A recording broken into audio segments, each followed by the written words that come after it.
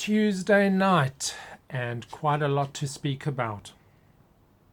I've just dug out a couple of these models and I'm going to go through them, but from this top one, you know, this little dingy diorama edition which they give you is actually perfect for a small diorama just all on its own, because to be honest, the only way you're going to really incorporate that into a display with a model is if you put the model into a large diorama. But this alone, I think I'm going to do a tiny diorama just with that.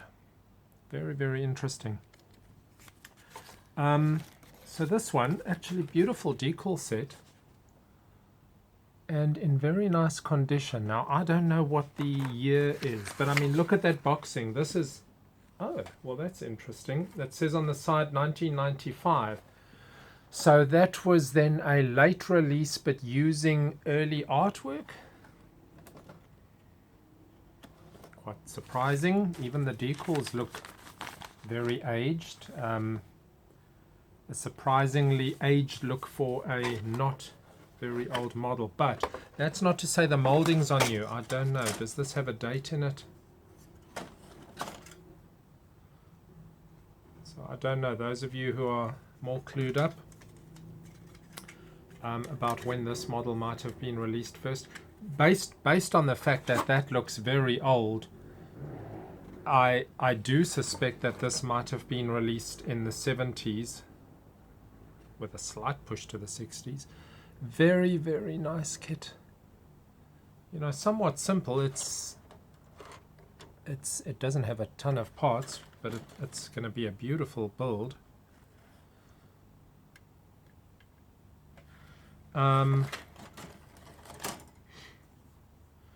So, you know, as always with these sort of models, looking at the possible warping that you get up front, that looks great. That looks great.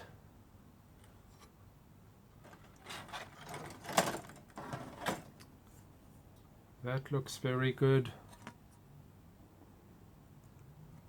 Now, you know, there's always a lot of talk and a lot of opinion on this raised rivet line detail. And I did want to actually say something on that more than what I've already said with Airfix kits, and in this case a monogram. When I'm building a kit like this, I'm not out to convert it to a new standard and go and rescribe the lines and everything. I know some of you do. It's a lot of work.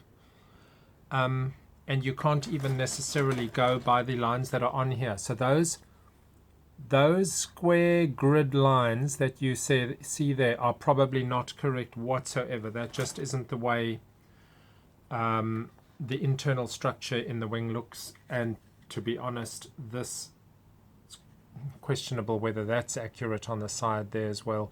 But nevertheless, when I build one of these, I'm not trying to bring it up to modern standards and rescribe. I'm just enjoying the build, and it's a nice look with the rivets just as they are. So in some cases, I have said, yes, I will sand down the whole model, which I'm doing on the Shackleton, the frog rivets, very, very pronounced, way more than this. But in a lot of cases, I will build the Airfix kit as is. However, you then get to the decal application and these rivets are a little bit of a problem. Now, one of the ways that you can get by that is with the decal solenoid set, in that it softens it enough. But just be careful, and I've done this. I keep on doing it because I keep on having to relearn the lesson. It softens it, and you know, if you're using a slightly wet piece of cloth or whatever, and you can push it into the surface so that it flattens against it, and the rivets sort of come into the decal. But that decal solenoid set, being an acid, is actually softening the outside surface such that it'll stick to your fingers or stick to whatever you're using to apply to it, which is why they say on the application, put it onto the surface, not onto the top of the decal. Now, I am often putting it onto the top of the decal because I need more and more and more. It hasn't, this is obviously a flat surface that I'm pointing at, but in many applications it might be quite a complex curve area that you're trying to get a decal onto. If you only apply that on the underside, that it's not going to soften the surface of the decal. I mean, you have to do what you have to do. I'm just pointing that out.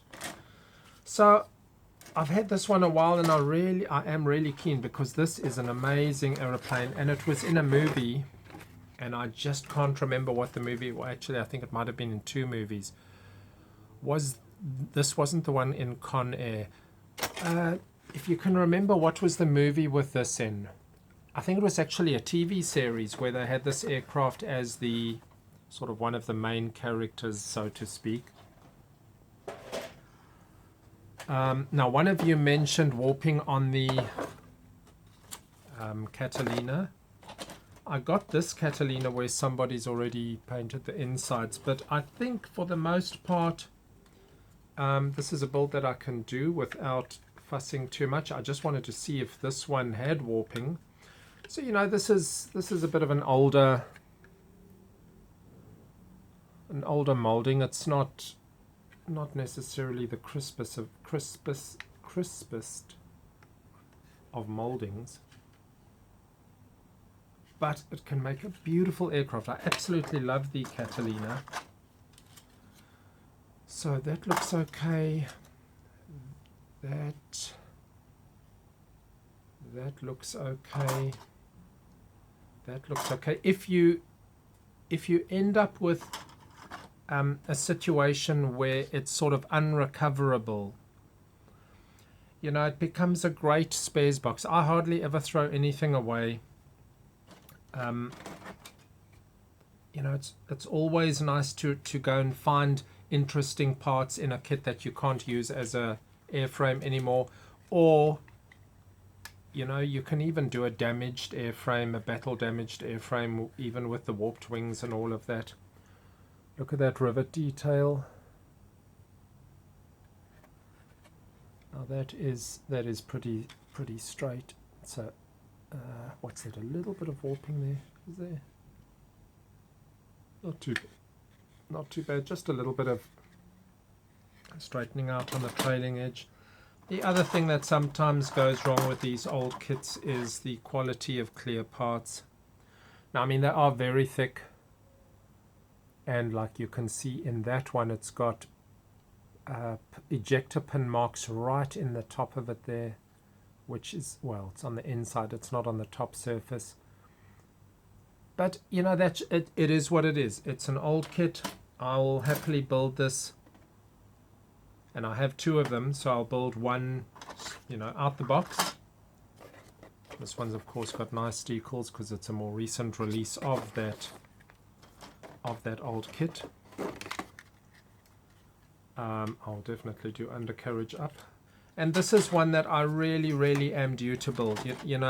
I've loved this aircraft for so long, and I've never built one. Never ever built a Catalina, let alone the Airfix one. I've never built a Catalina.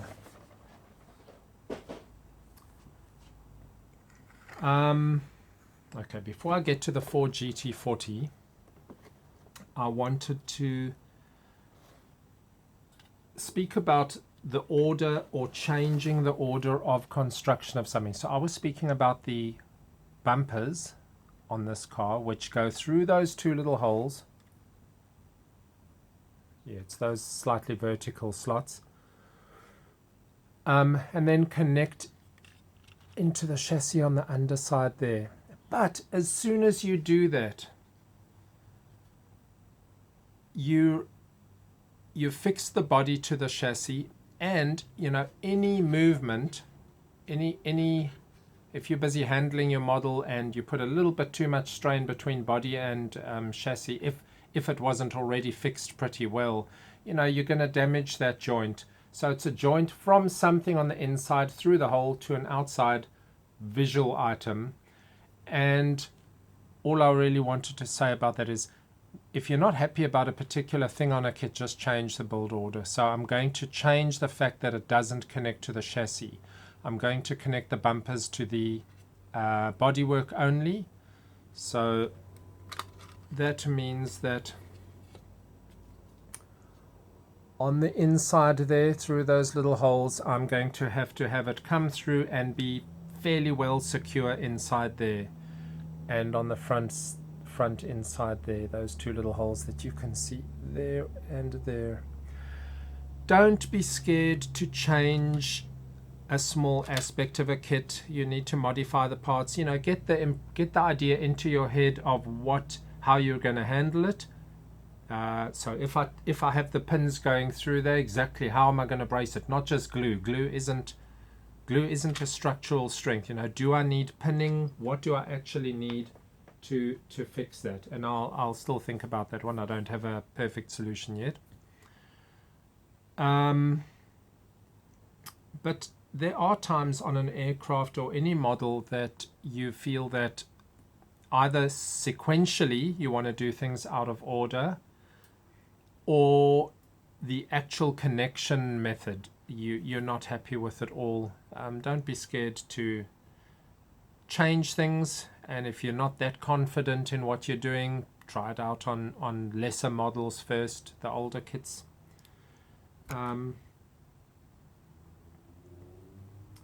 I really do need to get to that one. That one's, if I end up talking about this Porsche, using it as an example for an entire year, then I'm really not getting to my models. What I was going to say in relation to that is, if you haven't got yourself a little hand drill, a small one that you hold in your hand, tiny little drill set,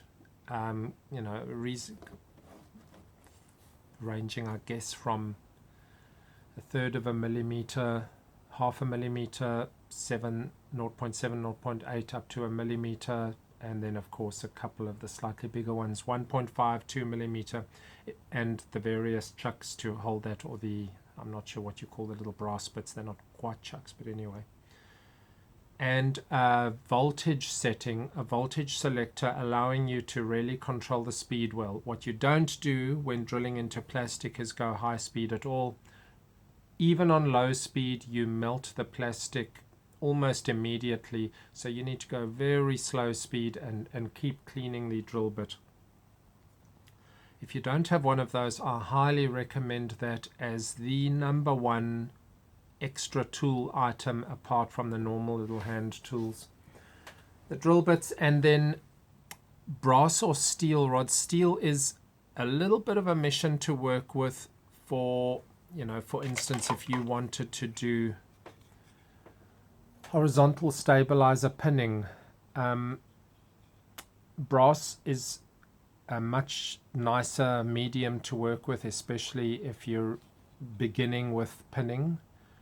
And it takes a lot of skill to be able to drill through lengthwise into such a thin item like that. But it is worth you practicing, if you want to develop that skill. So you look at the thickness of the horizontal stabilizer, choose your drill bits.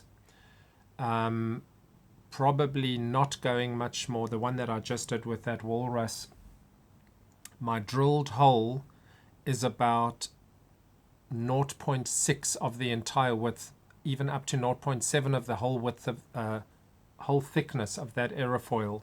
So there's very, very little space for error. If you just go slightly skew in drilling out, you've gone through the surface on one side, and if you go too fast, you melt through, and even if you were still inside, it'll conk it in because it's now melted. It is quite worth, just really practicing your drill skills, setting your voltage or your regulator such that you get just the right sort of drill speeds for what you want to do. Practice on old kits. Okay, let me speak about this one first. So this I want to do in a little diorama where it's an old abandoned aircraft. So what I wanted to speak about there was, what do I need to do to make this look very old? So obviously get the canopy back on, probably take off that black color. That black color is very harsh on the inside there, and I guess the brown will have to live. Now, what I would be doing is overspraying the windows with a matte varnish eventually at the end, once I've done all the coloration everywhere else, so that you can hardly see anything onto the inside, including front windscreen. And I'd then be dirtying it with a little bit of watercolor runoff, moss. I've seen a couple of aircraft that have stood on airfields and been absolutely, destroyed by the elements, not just the sun aspect, but moss, algae, and all sorts of things. So I will be spraying that in, I guess, white, if it was going to be a white aircraft, get the color scheme onto it, and then start really taking it down, dirtying it up to various degrees. So construction wise, I'm not sure if I have the undercarriage. One could, from spare parts, just put on representative undercarriage. It's okay that it has that damaged prop. I may even choose to take one blade off completely. These aircraft often get stripped. Probably take that front wheel and not make it look so good. And then really this build will be all about making that surface look really, really well weathered, old, and make a little diorama base with a little bit of bush, a little bit of grass next to a building would look good. But what you don't want is a well-weathered outside, and then inside you have this fairly bright coloration coming through. So depending on how much matte varnish I intend to use to break that visual to the inside, I might have to actually take this apart, because this model, you can, depends if it's been glued in or not. This one doesn't look like it actually has. And you can take out that interior and you can get access there, and I can repaint that. But a very, very nice little model to make a simple diorama with. So I was saying that I love the Ford GT40 just as I love the Catalina, and I've never built a Ford GT40, despite having loved it since high school.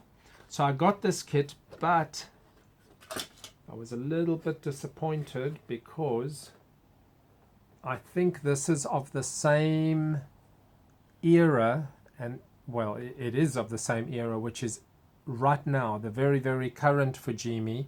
And if you'll remember, I was speaking about that other motorbike which I'm still building, the CB1300, where Fujimi seems to have just gone a bit weird on what they're presenting in their kits. Not all, but this is one of them.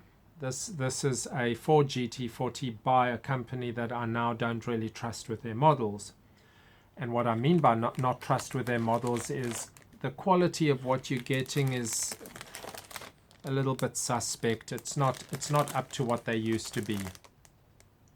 Parts wise, that's okay. It's medium quality. It's not a, I'll get to the decals now. It's not a one of the enthusiast series which had trillions of parts. I'll take this out of the packet soon and start taking those off. Why a light brown plastic and why a light blue plastic? That blue plastic is not that blue. So if you were going to sort of make it reasonably presentable for kids, you could at least try and get that blue right. The doors are molded on, which is quite disappointing. But what it does is it makes it a quicker build. So rather than be the type of build where everything can open and close and you can see and get access and so on, this will be a fast build. So the main focus is then on bodywork. Getting, interior can be fairly quick. Bodywork must really be impressive.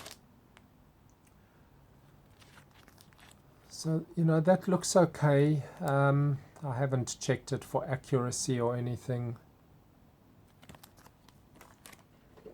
and I don't know how well those decals will go onto that, so I will do it in that scheme.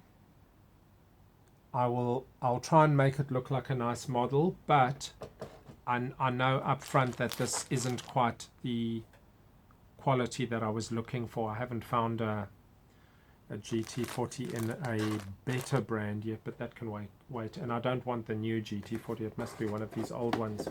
So this will be happening soon.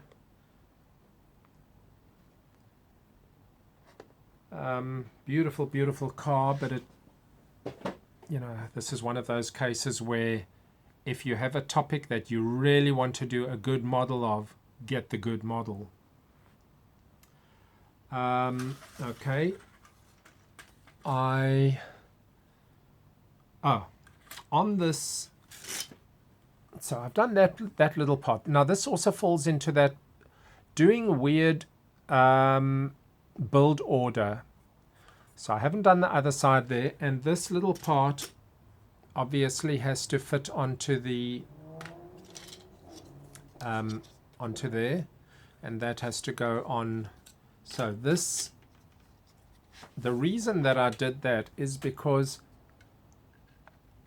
the last thing that I wanted to happen was that I have, well, if I glued this on first with possibly the front piece on, I might end up in a position where I haven't actually allowed for the perfect spacing. So let me just get this here so I can hold this properly. Not the easiest. Okay, so this way I get that part on absolutely perfectly, and then check this part against it, and Matchbox is just great. Everything is absolutely perfect. But if I'd glued that onto this first, it's not to say that I would have got a perfect joint there. I might have gone a bit misaligned. So, you know, plan your build order well. This one's looking really, really good. So I'll do the other one tonight. This can go on. I still have the wings to do. I think I'm going to do undercarriage up on this one. Not necessary to have undercarriage down on everything. And yes, someone was also mentioning the, you know, just having fun with a model, just enjoying the build. So obviously these ones that I'm doing now, it's a much lower stress because of painting, not being too, no filling. I'm just trying to build well, just do good construction, trying my best to have almost zero glue mess, very good joints, so that I wouldn't have needed filler if I was going to use filler, which I'm not, and just getting a very nice finish. You know, take some models that you're okay to just build and have fun and not be too serious about. And then I get to this. Now I have got lots of bags of this everywhere, which is the spare parts collections, boxes and bags.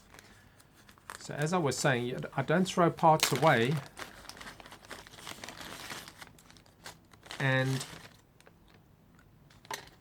when you keep all your spares, it's quite a good idea to actually be quite organized with what you do. So this comes from a 1/24th International Paystar, Ertl.